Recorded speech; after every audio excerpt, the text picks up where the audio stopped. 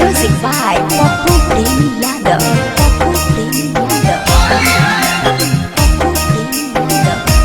Najara Music Recording Studio.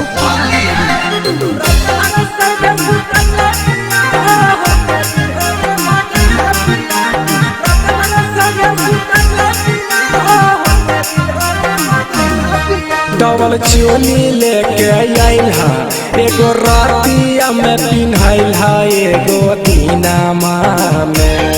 Double चोली लेके आइल हा एगो रातिया में पिन्हाइल हा एगो दीनामा में।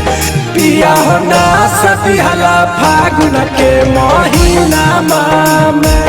पिया हो ना सतिहला फागुन के महीनामा में।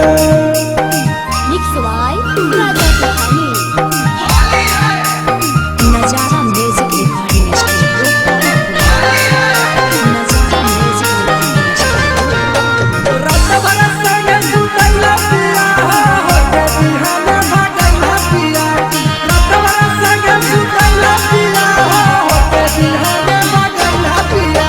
बालटी में घोर के रंगवा देला पिया डाला हो।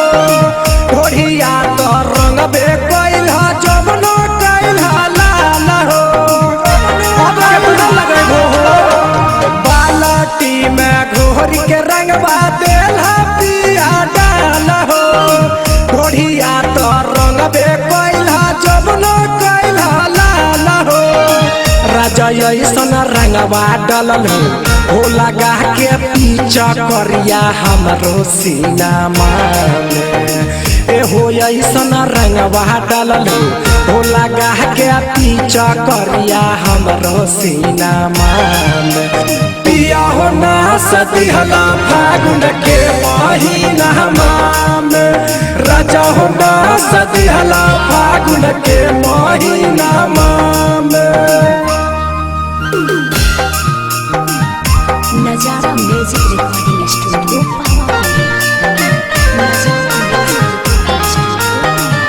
ऐसन खेलैला होली पिया हो नचला हमर चली पिया। ऐसन खेलैला होली पिया हो नचला हमर चली पिया। राइटर पीरिन सपिरिया कर नहीं परेशानिया। मन जाना बात दीपक नहीं आई कोनिया। सुना जी राइटर पीरिन सपिरिया कर नहीं परेशानिया। मन जाना बात सुधीर नहीं आई कोनिया।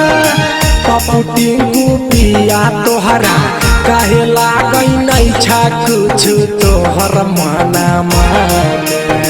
गोलू साहिल पिया तोहरा कहे लागई नहीं छा कुछ तोहर मनामा में।